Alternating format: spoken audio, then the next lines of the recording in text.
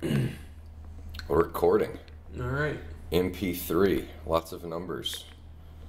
Truth, Love, and Peace with Tony Burkett. Hello.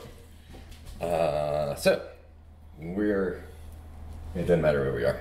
Anyway, I've been wanting to get a hold of you. First off, tell everybody how we met. How did you end up in Back Porch Comedy, and give us a little bit of your history, if you will. I am from Pensacola. I've lived here all my life except for when I went to college. I moved away to go to college. And then ended up back here. Started doing comedy in... Where'd you go to college? Florida State. Which is where? Tallahassee. Tallahassee, that's where... Anyway. Tallahassee, right? Yeah. Florida State. And then came back here. Was working, started comedy in 2009. I count that I've done comedy for 4 years, just because in 2009 it was like a monthly open mic, and it took a while to get to where it was like there were enough mics to do comedy on a regular basis, so I count about 4 years full steam.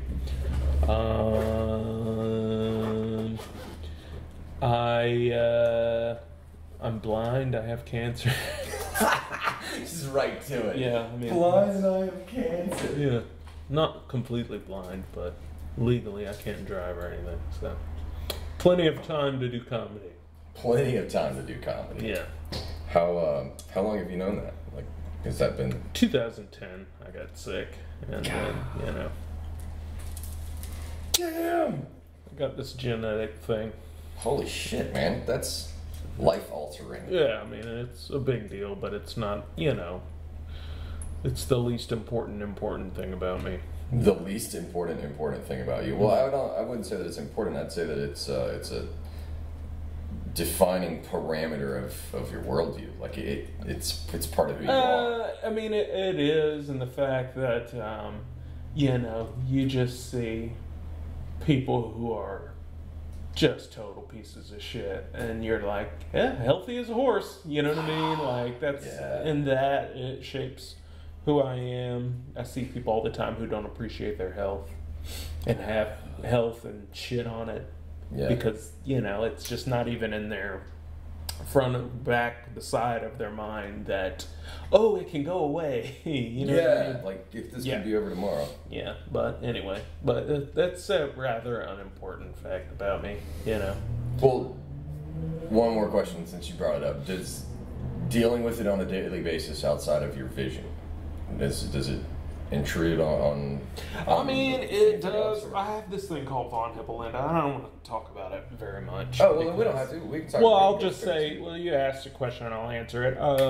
What that means is I can get tumors all over my body, and it'll be like that forever at any time. So, and that I have anxiety about whenever I have a backache. I'm like, oh God, I have a tumor in my kidney. Whenever I have a neck ache, I'm like, oh, I have a tumor in my spine. And whenever I have a headache, I'm like, oh, it's a brain tumor. You know what I mean? Yeah. So it's like I always assume the worst. Wow. Yeah, and that's a world that most people will have no clue about. Yeah. Never consider their health. Yeah. That way. Yeah. Wow. But I don't spend too much time. It's always in the back of my mind. I try to keep it out of the front of my mind. Understandable. And one of the ways that we do that is comedy. Yeah, and absolutely. The reason that I have brought you here, we're both here for the same reason, open mic later, but we wanted to talk about conspiracy theories. All right. We did? I want to talk about conspiracy theories. I want to hear you talk about conspiracy theories. You probably don't, man. I do. Well, I know you're into conspiracy theories. How did that come about? Honestly, I think that I hate to tie it into being sick, but I think it has a lot to do with being sick, because I was never into this shit, and then I got sick, and I don't work, so I'm home a lot.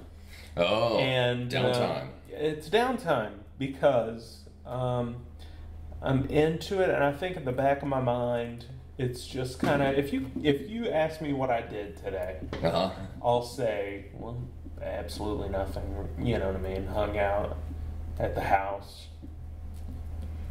Really didn't do anything of any consequence. However, reptilian aliens are controlling our government, so it was still a pretty exciting day. You know, it's just I don't I know know. exactly what you mean. It's I have a rather mundane existence, and that adds a level of, you know what I mean. And the thing is, most of the stuff I don't believe in. As far as the like next level nut job shit, I'm not a fan of, you know, or I'm a huge fan of. Pardon me, I misspoke. I'm a huge fan of it, and I'm into it, and I'll watch hours and hours and hours of videos. But when it boils down to it, I don't believe it. It's fun to believe it, even though I don't. You know what I mean? I look at it as entertainment and It is. as information. Like, if somebody believes it, I need to know about it. Mm-hmm. So when that kind of crazy walks in the door, I know how to respond to it. Yeah. So it's just part of the information gathering. And I do believe, I feel like nothing's impossible, you know what I mean? And that I think that there's absolutely some truth to us living in a computer-esque simulation. Oh, yeah? So, How'd you get into that one? I don't remember. I just don't remember.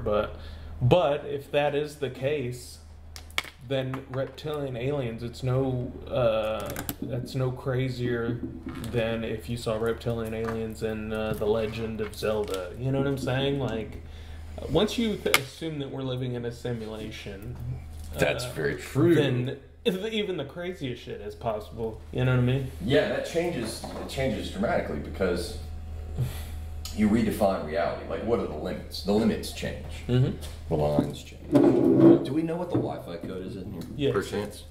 Pensacola 2. Pensacola 2? And I think it's capital P. Let's see. You got a bunch of stuff hooked up here. Well, we're going to see if we can get it all up and running at the same time. All right. And if I can juggle this conversation simultaneously. Cool.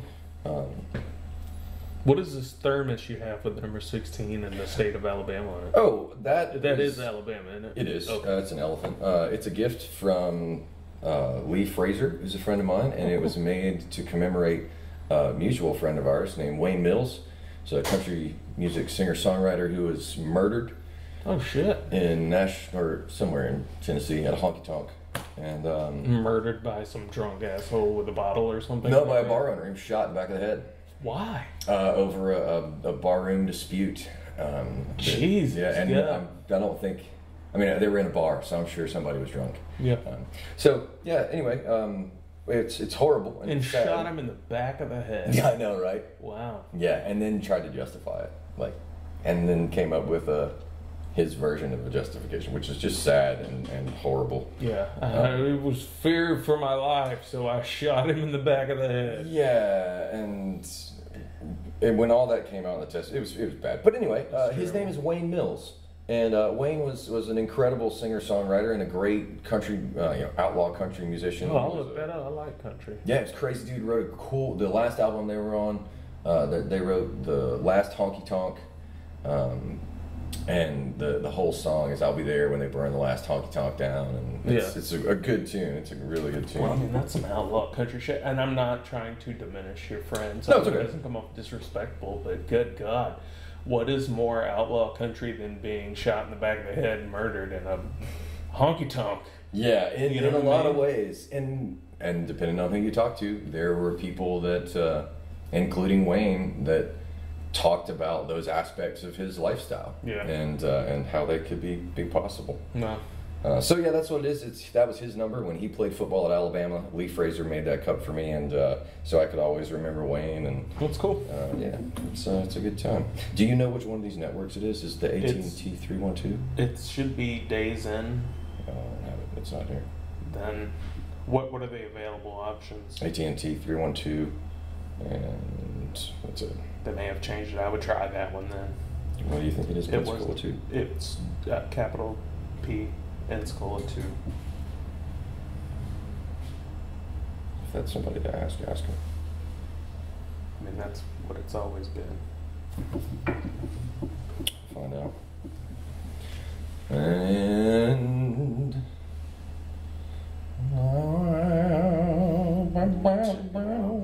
correct password. Okay. Well, maybe they have done away with the Wi-Fi. Do we see any windows or anything? Out donations? No telephone. Other HP print office. If somebody walks through that we can ask, we'll ask them. But otherwise, we'll just fire up. Oh wait, here it is. Days in guest. There you go. It's an unsecured network. Nobody cares. It's connected. Cool. Which means I need another line. What is this stuff? Okay, so we got to get back to which conspiracy theory were we on that we were talking about? Simulation theory? Yeah, holographic universe. Okay, so that's my mental note to get back to when we get to conspiracy theories. All right. What you don't this have to is? tell me what all that Yeah, is. no, I'd love to, because there are a bunch of people that I want to help be able to do this. Yeah. So what this is we've got a recorder that does the hard audio, like that's a standalone audio recording, and then I send that, because it's compressed and gain structured. It's got an auto gain on it. I send that to this splitter, and then I send that audio to the 4K camera, which is going to be our YouTube live. Yeah. And I also send the audio to the YouTube live. And I also send the audio to Facebook Live, which is why I needed the password. Because I can do one from my cell phone, but I can't do both without a thing. And I wanted to get one of these up just so we could say hey to everybody. And if anybody's on, tell them to come down and plug this show while we're at it. What is this? Days In wants my email address. What? And my password? Is there another Days In? No, it says email address is optional. I'm not putting my password in. I mean, I'll give you my email address, sure, but you can't have my password. Days In guest, log in, connect to Wi-Fi. By clicking connect, I agree to the terms and services. And this is going to make for a great moment in the podcast, but... So where are you from? Alabama, obviously. But are you from Perdido? No, I grew up in Mobile. Oh, that's cool. And... It's a strange town. Yeah, I know, right? Grew up in Pensacola, or in Mobile, and this isn't going to work, so... It's not working? It doesn't seem to be. Dude, I've never had a problem logging in. Not once. It just doesn't want to come up.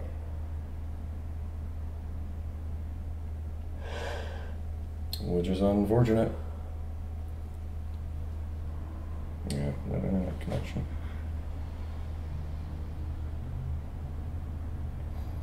I've never had a problem logging in here. We'll see if you can make that one log in. See, on my phone, it's not even popping up as an option, Days In guest. I wonder if it's the router is like on the other side of the building or something. It's possible. Or in the bar itself. So what we'll do is we'll take this video and put it on Facebook Live. All right. And I will quit fucking around with stuff. It's all right. Do what you gotta do. Well, and it's fun to kind of build it up like that. That way we can have a little bit of conversation and then find out why this battery died and add the Facebook Live. Because the Facebook Live is really all about just getting more audience members and stuff like that. Yeah. But being able to do both all at the same time has its advantages. And You're it's a always straight up tech dude, man. I've just learned. I just don't know it. Dude, I'm a moron when it comes to tech stuff. You know, I couldn't put together a Squarespace. I bet you guys. Speaking of, this is brought to you by Squarespace. I wish, man. I wish. We'll get sponsorship soon. Yeah. It's coming around. It'll come when it's ready. I was thinking about that yesterday. That I don't want to have to deal with the headache. Like, I don't want to deal with the headache of doing the taxes for all of that stuff, but I want my bills to be paid. Right. But the paperwork that it takes to live these days is ridiculous. Yeah. Like, how much forest has to die for the paperwork that's just cluttering up life. Yeah. Dude, my wife loves to do paperwork. Really? Dude, she loves it. I don't know what it is. It's some like ASMR thing. You know what I mean? ASMR? Asperger's is what you're talking about? No. ASMR? What is ASMR? ASMR is like,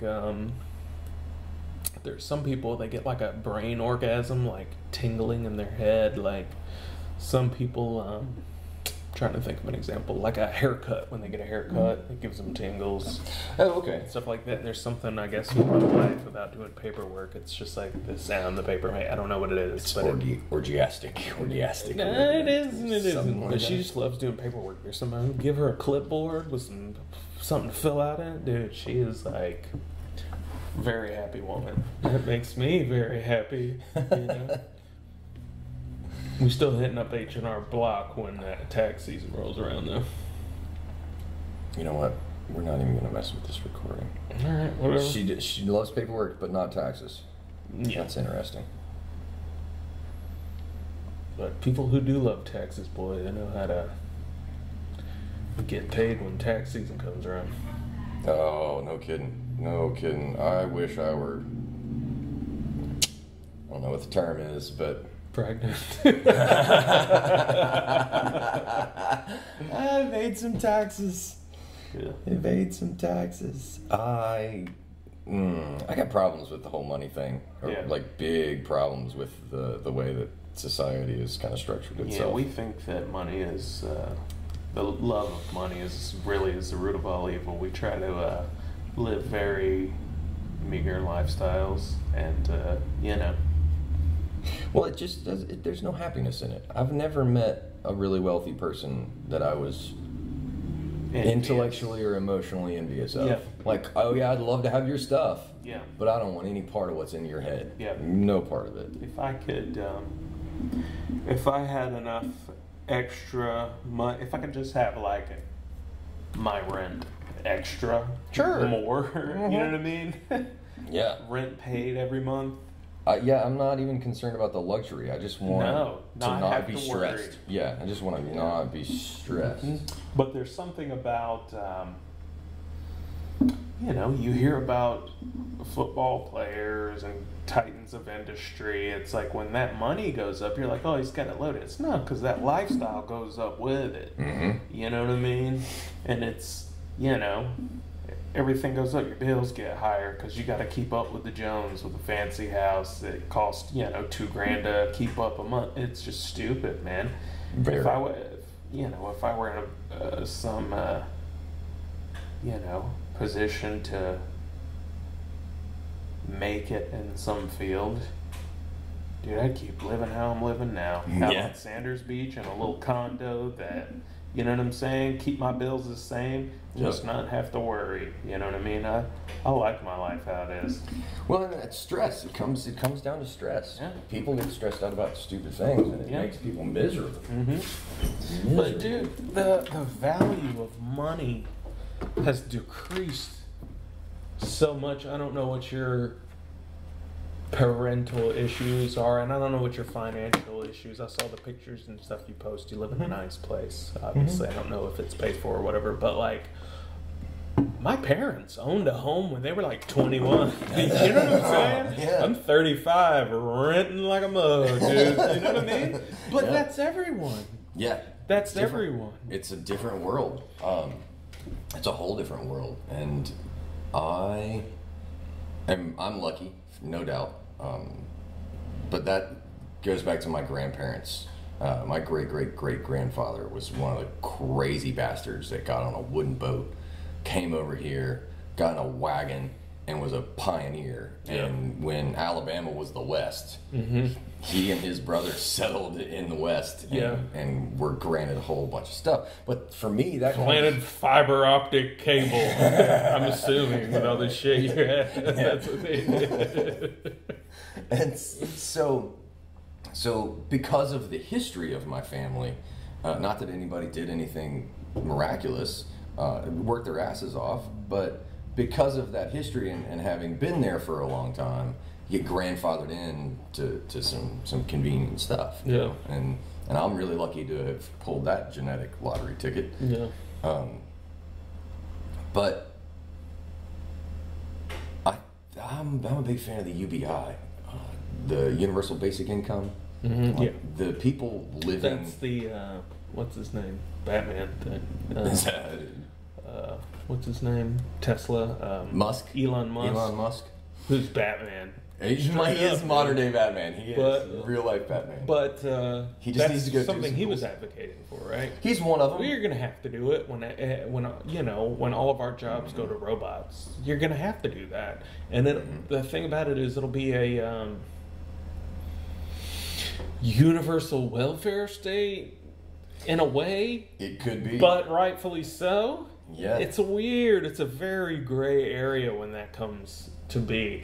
You know what I mean? Because on one hand, well, yeah, if we're going to turn every job to a robot, that's great. And it'd be good in a sense that we'd be living our lives more along the Spanish way, who get like a 5-hour lunch break. Right. You know what I mean? Like, literally get to live our lives, you know?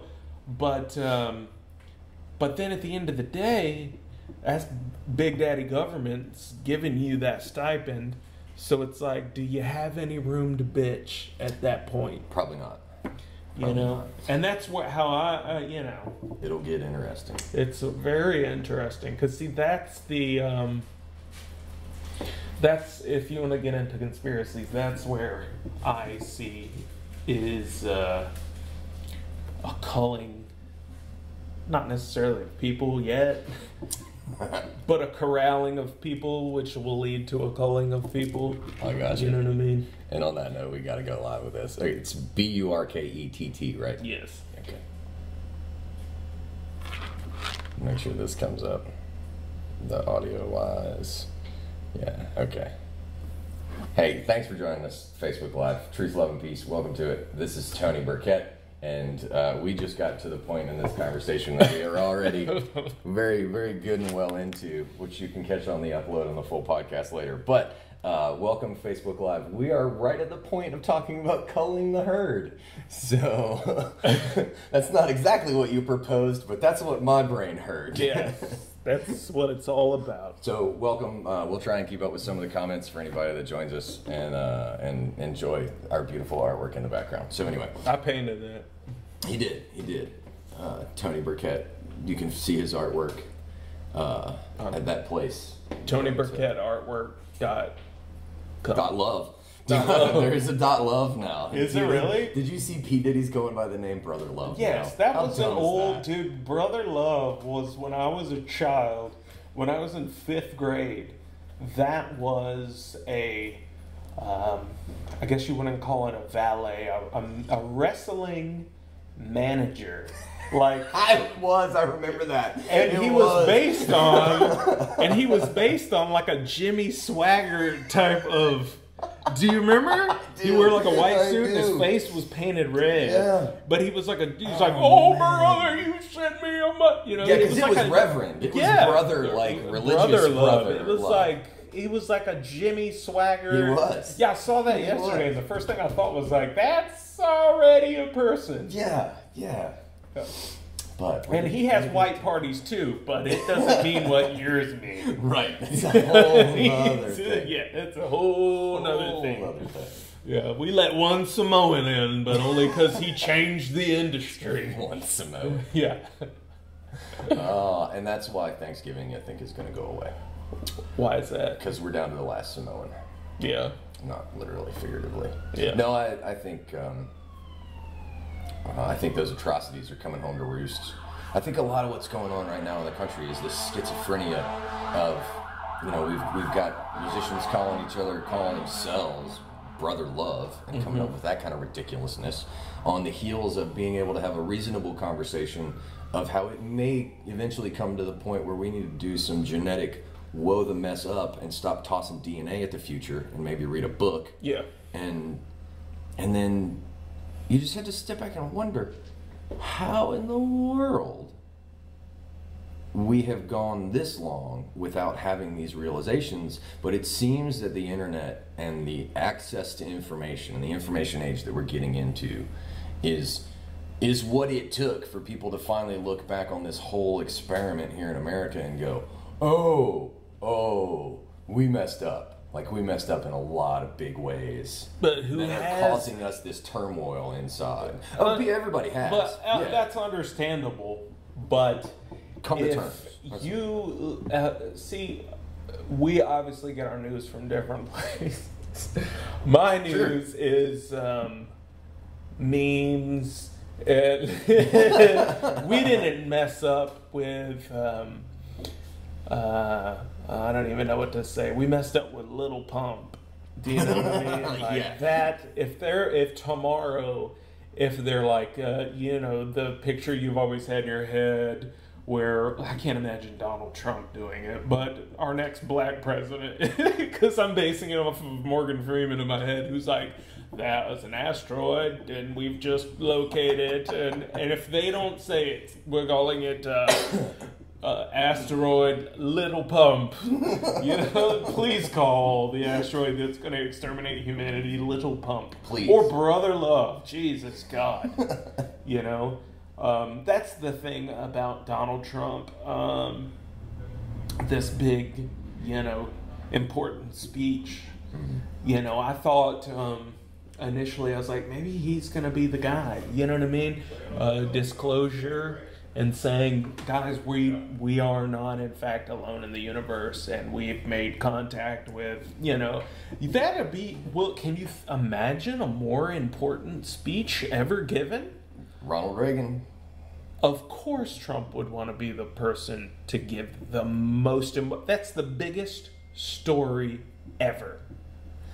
But then he got elected, and I'm like, oh, he's not going to do that, because then he'll have to be admitting that Donald Trump isn't the most important person in the universe. Okay, that's not going to happen now. Toss that out the window. Yeah, see, I never gave him that much credit. I have always been opposed to just vile and evilness, and I think lying and that type of ego, because those are things that I struggle with personally. It's real easy for me to spot them. And so I see all of the egotistical mistakes that I made as a younger person, and those I recognize those lies. I've heard that defensive. Give him a chance, because he's 10. He's 10 years younger. You remember how you were 10 years ago? Wait, he's 70? Huh? We're all done. It's over. No, it's just dude, it rings true. Anyone that would ever want to be president should be disqualified from it. It was Samuel Clemens said. Any man who can get himself elected president doesn't deserve the office. And I think that's very true. Next you'd have to step on to get there. Now I will say the grab her by the pussy thing, to me, well, I heard something different. You know what I'm saying? Did you hear the tape? Yeah. Like you heard him say it? Yeah. But he said when you're famous, they'll let you do anything. You can grab him by the pussy. He didn't say I grabbed him by the pussy. But my thing with that is, that's going to go in the list of quotes by U.S. presidents 4 years ago.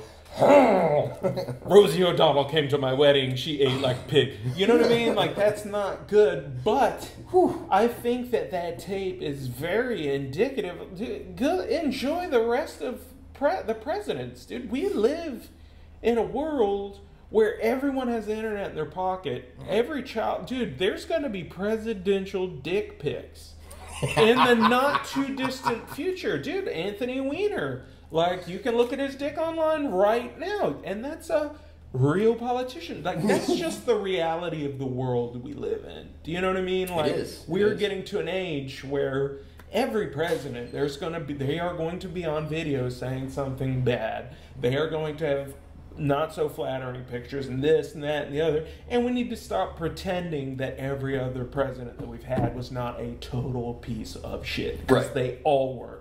Just because we've got more information on the ones that are around now, let's not pretend that people in general don't have this horrific side to them. Humanity has a dark twin on the other side of the mirror, and I think I'm okay with people messing up, and I'm okay with well-intended mistakes.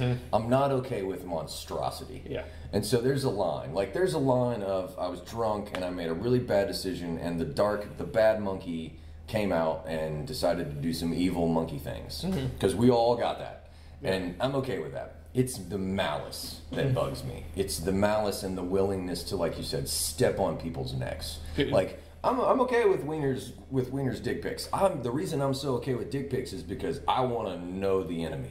You know, like Bill Engvall's old bit, you know, here's your sign. Yeah. There's got to be a way to bring that back now, and I think we will. And I think in the wake of this fallout, that whether someone believes in Trump's politics or any other politician's politics, the association that I think everyone should be forced to wear around their necks now is the value and the moral association. Like, what are your standards of morals and values as affiliated to these politicians that you hold up, and how can I judge you based on that? Not that everybody needs to go around judging people, but we need to know. I want to know if these people that are around are the kind of people that would behave the way that some of these politicians behave, which is just two-faced and boring. I think that it comes down to very simple, very I don't know exactly what I'm trying to say. The heart of a dude, it comes in the what would you be willing to give up to help someone you don't know, that you'll never get anything back for. Like, I've often said something that I believe I would do. My hair is falling, dude, every day. Yeah, I'm starting to lose it in the front now. I think, dude, I hate it. If I could, like, snap my fingers and have, like, just if I could go through a grueling 14-hour surgery that's not hair plugs, but they're like, we're going to give you 5,000 spinal taps, but you'll have a full head of hair when you get up, and be like, start sticking, dog. You know what I mean? But then to have that hair back and just be like, oh, and I'm not someone who spends all the time like, oh, my hair fall. I do something like that on stage. But damn, I wish I had a full head of hair still like I did when I was younger. You know what I mean? But if they were saying you got it back, now you see that woman that you can see her scalp through her hair. Will you give her your hair? Now she'll never know it came from you. Yeah, I would do that. Right. You know why? Because a bald guy can get laid. A bald woman, not so much. Yeah, and that is exactly what I would hope we can move towards. And I think that's one of the reasons that all this stuff had to happen. Like, you know, that of course it happened this way because it couldn't have happened any other way. And that because we're in the middle of it now, people are getting a long, hard look at what the absence of compassion looks like. And it looks like 200 years of capitalism. And we've gotten to the point where we would so readily step over another human being to keep our heads buried in our Facebook. We can't do that. I'm sorry. No, go I didn't mean ahead. to cut you off. No, dude, that's the thing I've said, and I've said this probably on multiple podcasts and stuff like this. Our heads buried in Facebook. Dude, when I was, and I don't know what your schooling situation was, but when I was growing up, homeschool kids were weirdos. Yeah, I know. They were peculiar individuals. Because they were rare. Yeah, well, not so rare. In my software. neighborhood, like 3 doors down, we had them, and dude, they were the weirdest family on the block. Those kids were strange. I wish I could show you how they would sit. When we would sit Indian style, they would sit. It was the weirdest thing. I'll show you after this. But they were, dude, when I was growing up, homeschool kids were freaks. Dude, nowadays, I meet my friends' kids, and their faces are just born like my friend who has homeschool kids, they're the most socialized people because they're at home. You know what I'm saying? That they are taken to events to socialize with kids their age because that needs to be done. The rest of the time, like, we're having family. Put your phone down. You know what I mean? These kids, their faces are just buried in these phones, man, and we are creating a dumbed down, and this is part of the calling, dude. That is, dude, the Illuminati, whatever you want to call them, dude. That's one of the best things they ever did, dude. If I could change the world in any way, the Miss America thing, if I could change the world in any way, I would say go back to those old Nokia brick phones. I'll like snap my finger and a smartphone can never be invented. You can never have the internet in your pocket. You can never... That's how I would change the world, and I guarantee the world would be a better place. Yeah. You know, it would be mass chaos at first, but once we learned how to live without the internet in our pocket, it's a big deal, dude. When's the last time I've gotten lately to where I try to think, what was the name of that movie? You know, and you get so used to just, I won't do it anymore, and it's so much more satisfying when you say, got it. Yeah. Whatever, you know? True. It is very true. But that is like their ultimate way to cull us, dude, because they could just, whenever I say they're going to start culling people, they could, dude, it could be completely different now. It's not going to be with fluoride in the water or with poison in the food. It's going to be them walking down the street and slitting people's throats, and no one's going to notice because their face is in their phone. Because no one's looking up. Right. It's not even close to far off, and it's becoming more and more prevalent. Like, you look at some of these people that have associations with people in very public and sometimes political fields that just disappear. All the time, people have information that they're coming out with something about so and so. They're gonna testify against blah blah blah, and they just disappear. They just die on a mountain. Yeah, like what the hell? Like I think that's where information comes in. This dichotomy between authority and information, and the information's getting better. How are we doing on time? Oh, it is 8:09. We got plenty of time. My phone kept buzzing. I was making sure that my house wasn't on fire or something. No, it's all good. Yeah. Yeah, but, I think education is really important. But it is. I think the culling of the herd is, it's got to change. Like, what is the shadow government going to do now that the information is so available? Like, all of the means that the corporations used for so long to pull the strings are in now public view. And so what's the transition into, even past von Braun's, the alien false flag and the alien invasion that they were going to use to support the military-industrial complex was his postulation. I'm not sure how that plays out with AI and artificial intelligence and the internet and having access to all this information, which I think is one of the reasons that you can't be shitty people anymore. Can you give me an example of what you mean by that? Which part? How that it's going to not be able to play out with AI. Yeah, okay, so think of the reptilian, like all the reptilian arguments, you know, my favorite conspiracy theory, the one I mentioned, the Pizzagate, and then the reptiles, reptilian overlord pedophiles that run the government. Yeah. No, I do believe that. Yeah. I totally believe that the government is, parts of the government are run on a child sex ring. Makes sense. I'm sure there is some corruption there, and ultimate power corrupts ultimately. And whenever I tell people that, they think that I mean Pizzagate, and they're having sex with children in dungeons and stuff like that. That's not what I mean at all. What I mean is, oh, you just got out of Senate or whatever, you're running for Senate. And, well, first of all, I think that there are some small child sex rings, and I think that this dark web thing is monitored, and they know exactly who's looking at child porn, and they have a registry, and every time someone's on the upswing, and as far as politics, they type that name in there. Oh, he looks at child porn, so we're going to own him like that. But I think some of it is, you know, not out of the realm of possibility. Like, let's say I'm in town campaigning for something, and I'm at the Crown Plaza, and some beautiful, smoking hot, banging chick, I end up having sex with her, and then someone says, by the way, she was 15. I know she looked 29, but she was 15, and you're on tape doing that now, so you worked for us, you know, and that is, dude, that's nothing. That's lower level entrapment, man. That's not even threatening people. No, dude, and we're saying these are people who would step on an entire population's, you know,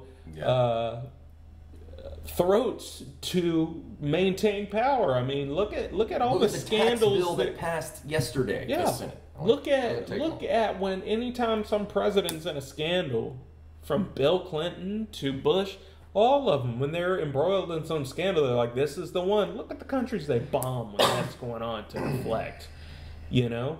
Milosevic.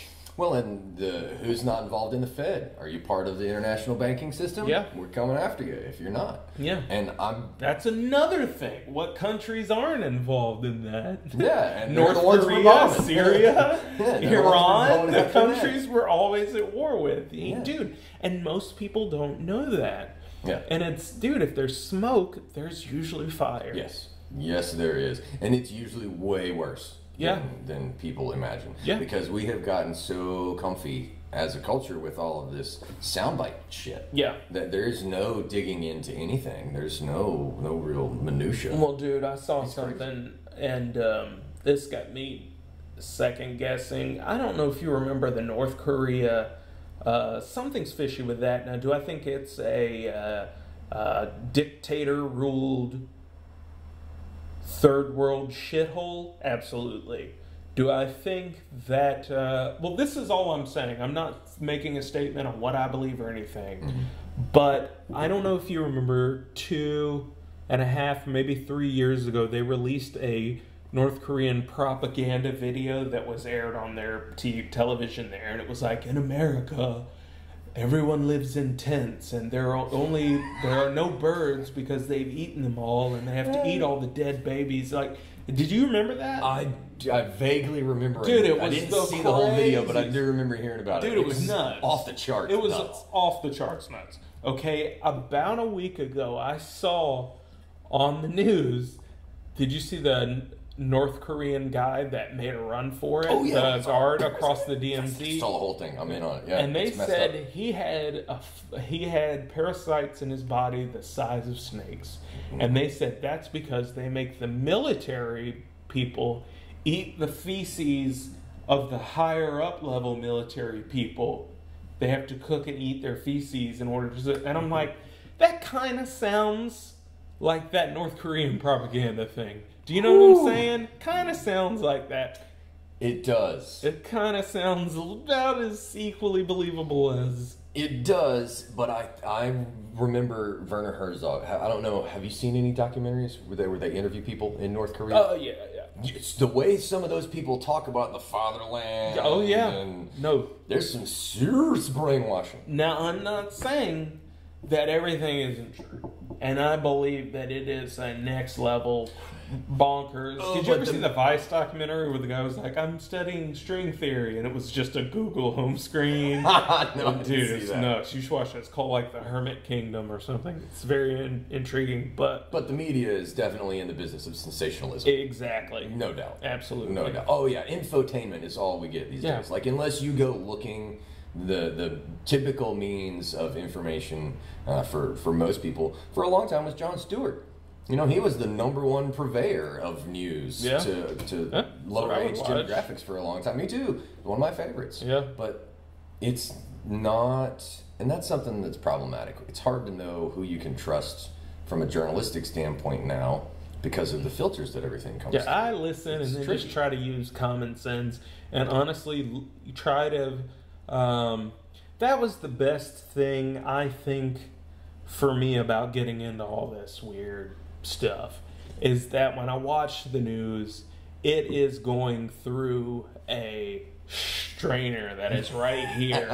It's all news, I accept it through my nose. Yeah. Where I'm just smelling for the BS, dude, because I think that that is why people should kind of look into this, look into 9/11 stuff, even if you think it's stupid, because I think if you throw enough crap at the wall, some of it's going to stick. And with every single conspiracy theory, I think there's a little bit of something there. No, there's some. Say what? There's always that little nugget. Yeah, there's always a little something that makes sense. You know what I mean? And if you have that knowledge in your head, then the first thing you're going to see is like, what are they telling? What are they not? When they tell you something, you're like, then what are they not telling me? Right. You know what That's I mean? one of the first things I listen for. It's like, okay, who, what, when, where, and why. Mm-hmm. Which ones are you giving me? Yeah. Now tell me the two that you're... Now I want to know about the two you left out. Mm-hmm. Those are the only two I care about now. So those are the ones that I go looking for. When that Rothschild, the head of the Rothschild family, I forget what they call him, but anyway, he was probably a month or two ago. Was like he released a statement that I think it's time that we take Kim Jong-un out of power. It's like, well, now I'm a fan of North Korea since you said that. Right? You are like a very evil person. What are they doing right? Yeah. That you need to get in the way. Yeah. Of? Yeah. And that's problematic. Yeah. That goes back to this whole shadow government thing. And when you get into conspiracy theories, people, and if you want to talk about the 9/11 conspiracy theories, we can. But for me, things like that fall under the category of false flag and involve military, anything, hardware, weaponry in this case. I'm always of two minds about that, because first, Gulf of Tonkin, like we know that Operation they've done it Northwoods, before. that right. was literally, they were going to do 9/11 in the 60s. Right. So we know, and then when you start looking into stuff, it's really hard not to immediately look at that situation and start trying to find ways to validate the information. And one of the filters that my stuff goes through is, okay, if I were going to pull that off, how hard would it be to pull off, and how would I do it? Because that's one of the ways to backtrack and for me to test how plausible something comes through may or may not be. And it's gotten way easier with the advent of things like Blackwater and these highly integrated and highly funded and equipped private militaries. And to think that we know that Blackwater is part of Halliburton, and is run by Dick Cheney and those guys. And so you've got... How is that not illegal? I know! Dude, did you know Dick Cheney's the first vice president to never be vetted for the vice presidency? Okay. Quick no, because probably because he was vetted for the presidency. No, because he vetted and he forewent it himself. So when Bush got elected or got the nomination, and they said, "Well, we got to come up with a vice president," Cheney was in charge of the campaign, and he said, "Well, I'll go and I'll do it. Yeah, and I'll find somebody." And he went and he interviewed all these people, and he's like, "These people all suck, so I'm going to be vice president." Yeah. And Bush is okay. Yeah. Nobody vetted anybody, and now you got Halliburton, and then look into all that stuff, and so it doesn't take long. War profiteering in the White House. Yeah, and so it in doesn't the take war long room of the White House to realize Christ Almighty that it's when these people have access to a private military, and you say, well, how did the government keep it quiet? Because the government doesn't have to keep shit quiet. The one guy who called Blackwater has to keep it quiet. And Blackwater got paid a shit ton of money to keep it quiet. Or whoever was, if it was pulled off by a military entity, then it would be so easy to find a military group that has put their price online to do shit like that. So to say that they couldn't keep it quiet and that there's no way that they could pull it off, immediately I can come up with 3 or 4 ways that they could have, that Joe Schmo could have, that didn't need government resources. And so you look at Timothy McVeigh pulled it was McVeigh that pulled a truck full of fertilizer up to the building in Oklahoma and did a massive amount of damage. Yeah. That was one idiot and some fertilizer. You can imagine what a group of highly trained, paid militiamen, mercenaries could come up with. It wouldn't take long to do way more damage than that. And if somebody had really meant to do real damage,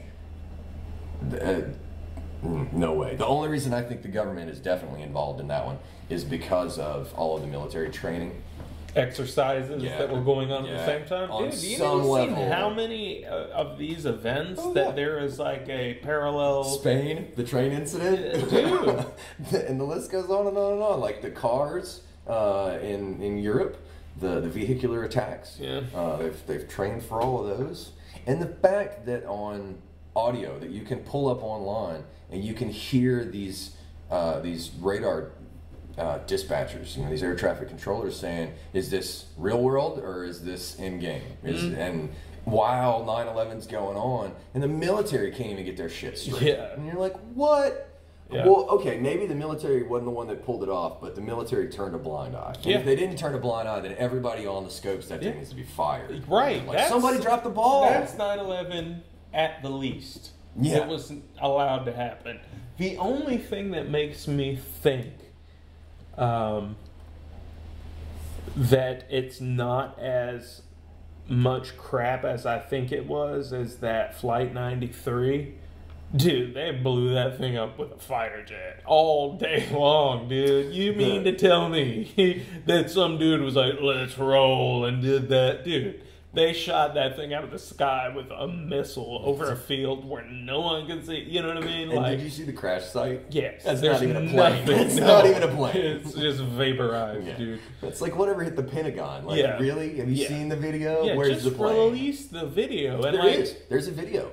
There's a video that shows it's a ground level cam. I saw it, but it's like a blinking. It's real quick. Like, you don't see anything, really. But there's enough. You see something and then in the corner and then an explosion. Yeah, so it's like the missing second that it was in the frame is coming. I've seen that.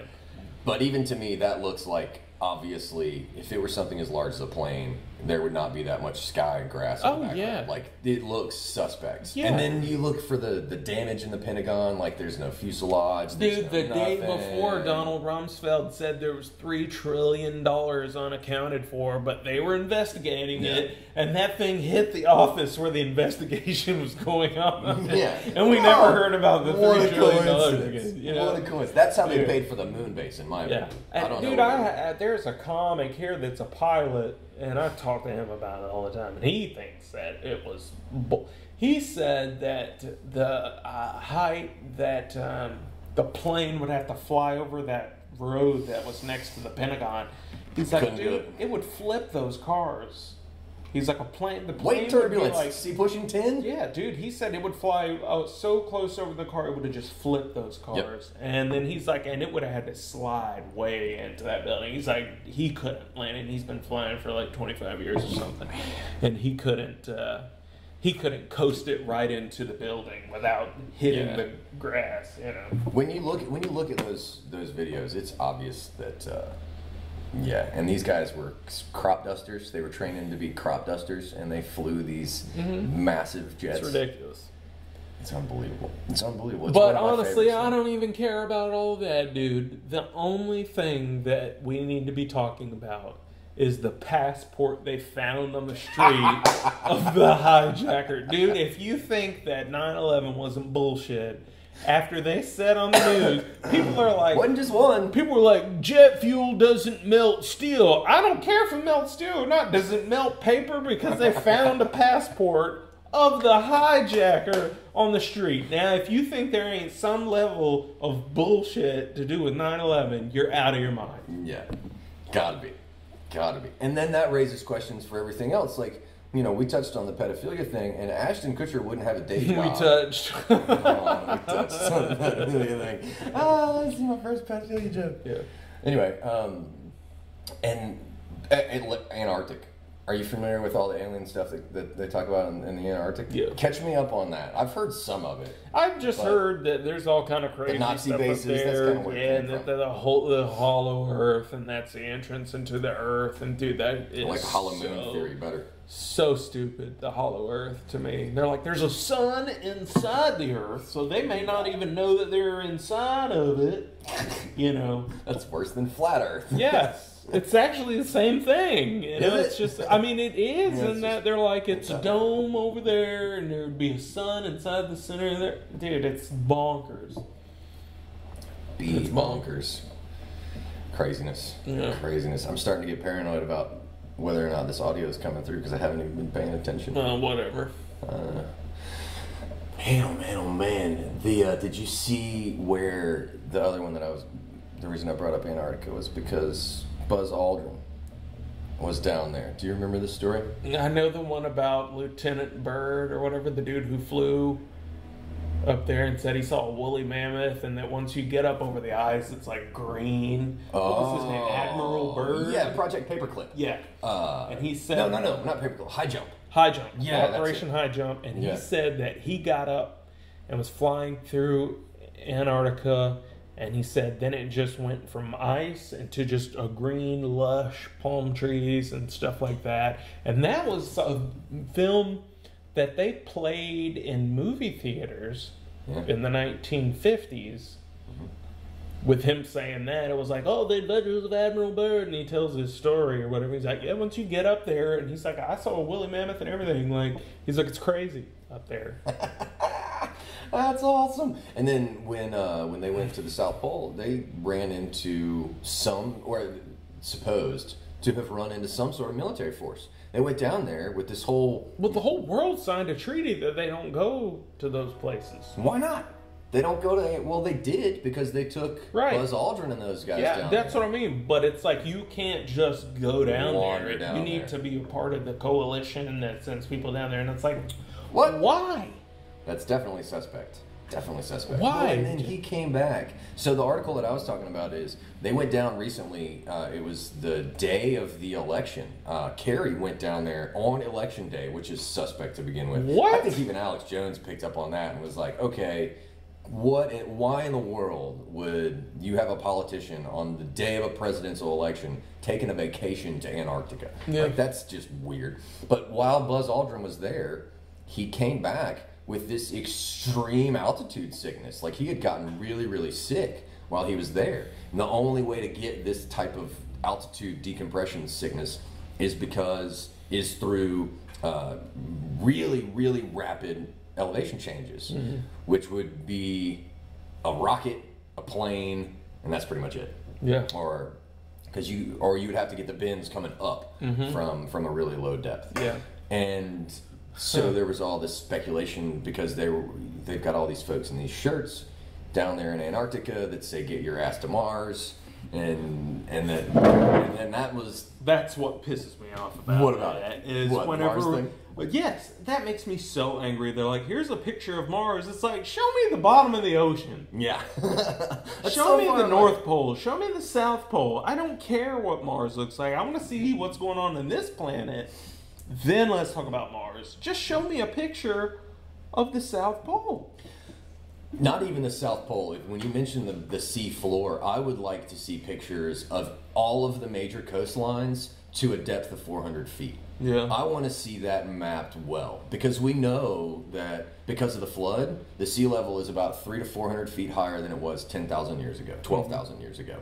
And with all the stories of Atlantis and all this other stuff and all these cities that we found right off the coast of Egypt and Italy and the Mediterranean, well, we can't drain the ocean, but we can go and do some research. And I'm right there with you, man. I would say leave Mars alone and go find Atlantis. Like, find whatever the hell it is that was going on under, on these coastlines that turned into this Atlantis myth. Yeah. Because something happened. Yeah. That hundreds of cultures around the world tell stories. You talk about global warming is going to raise the get rid of the coastlines. Yeah, we know that. Dude, we were in Ice Age. You know how much the world has freaking warmed since the Ice Age? Like, there's a lot of coastline. There may have not been much water under, just all land. Well, Randall Carlson does a lot of research in this as a geologist, and talks about how we were talking about the Anunnaki yesterday. And just to give you one theory on this, they talk about how during the Ice Age, which prior to the Younger Dryas, which was 12,000 years ago, we were in the peak of what's called a glacial maximum. And so what that means is the ice sheets were not some glaciers and, a couple of 100 feet high. 2 miles worth of ice sitting on top of North America and Siberia. Wow. So there's a possibility that the whole Anunnaki myth of coming from the sky to Earth could have just been they were way up on top of these 2 mile high ice sheets. And when the ice sheets started to fall apart after this impact, they came down into Siberia, built Göbekli Tepe, helped disseminate all this knowledge, and became, and were like gods. Yeah. And which is interesting because the genetic manipulation theory that says we needed ancient aliens to come in and tweak our DNA could be resolved in that same theory by an interbreeding of Cro-Magnon and Neanderthals in that environment, which would fit the timeline and these 2 exoduses out of Africa with the possibility of some inclusion of the Australian indigenous people. Yeah, that's interesting. I'd like that's a long watch an 8-hour video about that. Yeah, you know? I have way too much free time. Yeah. Apparently. Well, see, that's my whole thing with the reptilian thing is, I don't know if I have my time periods right, but the dinosaurs ruled the earth for 65 to 100 million years. Hundreds of millions of years. Yeah. Yeah, we're saying that from ape until us sitting here right now took 6 million years. Nah. Go ahead. I'm sorry, I'm just keeping up in my head. I'm mapping it all so out. we were ape 6 million years ago. But you're telling me dinosaurs ruled the earth for 100 million years? Well, it didn't evolve into... But none of them got smart. Yeah, right. None of them got smart. Right. And I'm not saying it's true. I'm just saying that maybe our theory of evolution is off. Or, there was some sort of interbreeding. Something. If not, then why... and they say an asteroid hit the Earth. Maybe it was a nuclear holocaust instead, and they killed themselves with nuclear weapons. You know what I mean? Yeah, it could have been. Because that's a long... Dude, that's a long time. That's 25 times our evolutionary period. You know what I mean? Yeah, I'd say you're giving us a stretch at 6 million years. We've been this 2 million years. We've been pretty close to this for 2 million years. I don't know. I just don't give us as much credit as you do. But it does make sense that why not? If you're talking about consciousness being simply the increase of neurological intersections and gives rise to consciousness, then why not? Why not reptiles? I don't see any reason why not. And because it exists in story. We talked about how there's a kernel of truth in most of these conspiracy theories. Well, Joseph Campbell says the same thing about myth and mythology. All these ancient stories, there's a piece of all of them. They're rooted in the truth somewhere. Well, we can go to Japan, I think it's Japan, and see these birds. They're statues of these bird people that were warriors and have this whole lineage and history in Japan.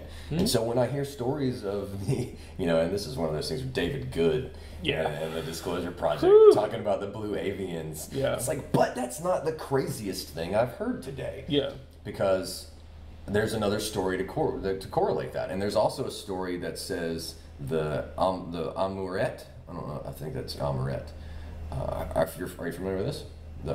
Okay, so the Amaruka, that's what it is. The Amaruka are the reptilian people indigenous to the Americas, Mesoamerica in particular, and they have statues to commemorate these things. Yeah, and they it's like every land has them. Yeah, and so the Amaruka are these ancient reptiles that reptilian people that the indigenous people of Mesoamerica say were here first.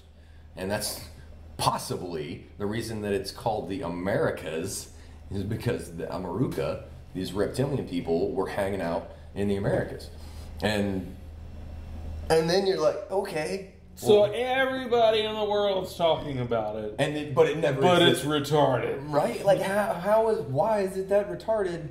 And we look at aquatic mammals like dolphins, and we were talking a little bit about whale language, and I mentioned Star Trek 4, The Journey Home, and I don't think we know shit. I think we talk about knowing that we don't know anything and how that's wisdom, and that is my thesis statement.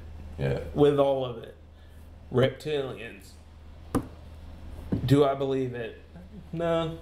But I do know that it took us this long to evolve, and lizards ruled the world for a vast number of times. So what I'm saying, am I saying that reptilians are a thing? No, I'm saying we just don't know that they're not. We don't know anything. Well, and they didn't even have to be this history-creating, language-transcribing species to be extremely intelligent.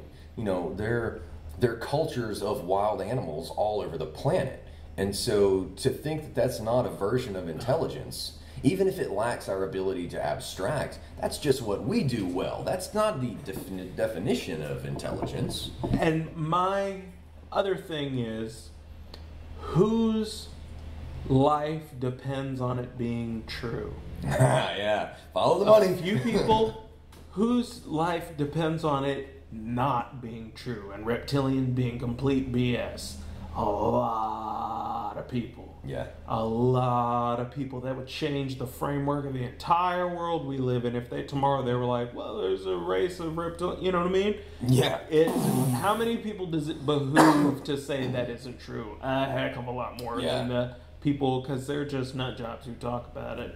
And I'm not saying it's true. I'm just saying we don't know anything at all. And that's the thing. We are so pompous. We think we are the dominant species on Earth. I bet we're not. And I don't mean reptilian aliens. I mean... just by biomass. Dolphins or something, you know? Yeah, thanks for the fish. Yeah. You know what I mean? Something like that. Like, we think we've got it figured out.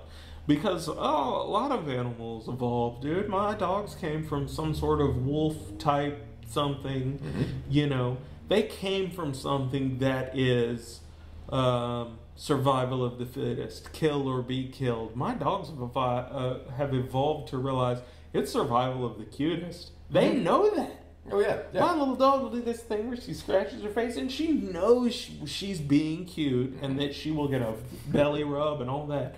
She knows how to work us. And now, can I do long division? Yes. Can she? No, but I'll go to work all day and do long division so I can afford to buy food for her who sits on the couch all day. And does cutesy stuff. To get it. Yeah. I'm just saying. And this is one of the reasons that I got really hooked into rhetoric and the persuasion, you know, things being manipulative, like your dog. Because I think your dog is doing the same thing that children do, which is manipulate out of their parents because they want something, and a lot of that stems out of survival. But here's the difference: why they get it right and we won't. Why's that? Because I will continue to rub my dog's belly. If she snaps at me and bites me, I'm gonna say bad girl, but I'm gonna give her dinner that night, and I'm gonna rub her and snuggle her to sleep and all that stuff. Because you know, I don't even know why. You know what I mean? I'm going to keep going to work and making money to feed her. But what we're creating is robots to go to work to make money for us, to take care of us, and they're going to kill us. Right, because we're more dangerous than anything else. We are the virus. Yeah. It's not because we aren't going to change and be the survival of the cutest. We're going to still try and outfit these things. That's the wrong word to use, but survival of the fittest against something we've created that we can never be more fit than. Well, and I think that's this is something that's awesome about artificial intelligence, and I think you're exactly right. It will demonstrate to us a couple of things. One, our version of intelligence is not the limit of intelligence. And two, the only thing we can do better than a machine is be connected to nature, which is the thing that has gotten us so far away from where we need to be good people, because it's a lack of compassion. We've gotten into this survival of the fittest race, which is a bastardization of Darwin's original theory. You know, neo-Darwinism, basically, that Aldous Huxley fucked up. But this survival of the fittest thing is not what we do regularly. It's what we do during the mating season, but we fucked it up and turned the mating season into all the time, and so we've lost compassion. And that's where cuteness reigns supreme over us being assholes to artificial intelligence. Well, I think it's funny because the artificial, I think it's very ironic, the artificial intelligence that we are creating is, I hate to use the word anti-God, but would you understand what I mean by that? Sure. It's not a Christian endeavor. It's not afraid. However, the only surefire way to get them to not kill us is to make them believe in a God. Program them to believe in a God. That's interesting. Seriously, think about it. That's the only way they're not going to kill us, is say there's a benevolent man in the sky who will give you eternal damnation if you kill humans. Think about it. It's completely anti-God, but the only way to get them to not kill us is to make the robots believe in God. Isn't this the same argument that they put forth for the Crusades? I don't know. Like, we have to make them believe it. We have to go find the heathens and make them believe in God so they don't kill us when we try and take their shit. I think it's a big part of the missionary thing. But I think you're right. And I think that comes out of not so much the needing to fear the ramifications of God, but if it comes from a place of compassion, then you don't have to do the shaking the finger and the stick. It's more of a Jesus than a God. Do you know what I'm saying? Yeah, but could it be Buddha? Like, could it be another philosophy teacher? That's what I'm saying. When I say a Jesus, I don't mean a God who will punish you with hell, eternal damnation. I mean all love. It's the right thing to do to... Yeah, because I think that's where we've gotten it wrong so far. We've got this whole punitive law system, which too many people have skated by, and the scales are not just and balanced, and certain rules apply to certain people, and they don't apply to others, and white-collar crime gets off with a slap on the wrist, where blue-collar crime gets railroaded, and where the poor just kick them for fun. Yeah. And so we've got this whole system that is not compassionate. And the survival of the fittest has allowed us to be malicious and not compassionate. And I think if we went the compassionate route...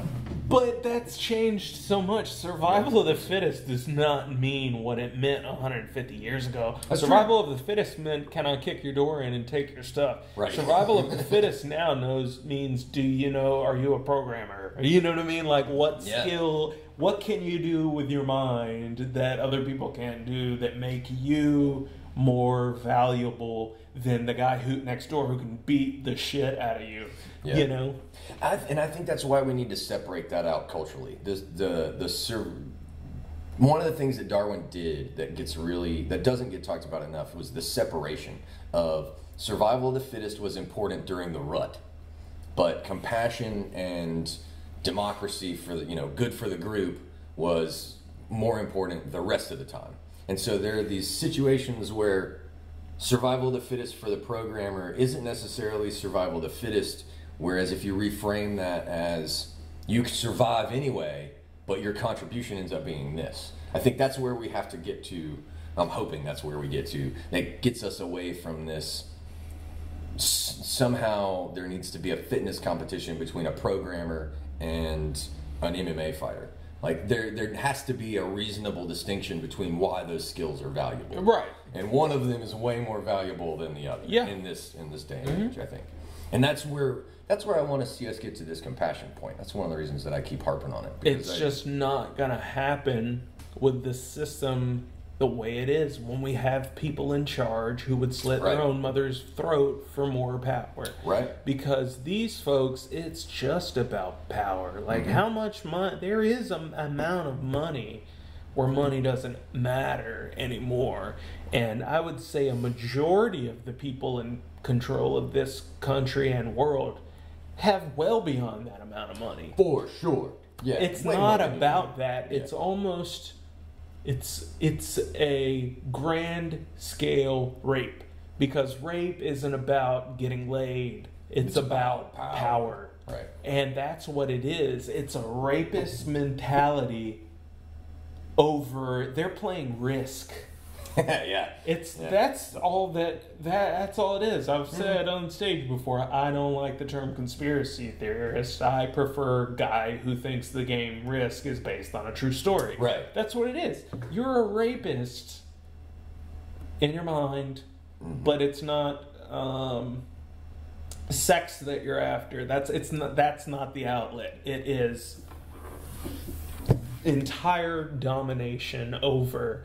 And honestly, there's some days that I think that it's let's just see how crappy we can make their lives. We'll be fine no matter what. Right. But why don't we just take this too? And some days it's And some days I don't think they're even that polite about it. Some days I think it's just, you know what? Let's take a little extra today. Like, fully aware of how little these people have. Yeah. But, look, we can squeeze a little more out over here. And just because they can, they do. And oh man, it's frustrating. Yeah. But I think it's coming around. And I think one of the reasons I'm positive about it is because there is this social undermining. Like, and it's scary, but trial by peer is a much more serious thing now than it has been recently. Do you mean what's going on in the news currently? Yeah, like all of the misogyny stuff and all of the sex abuse stuff.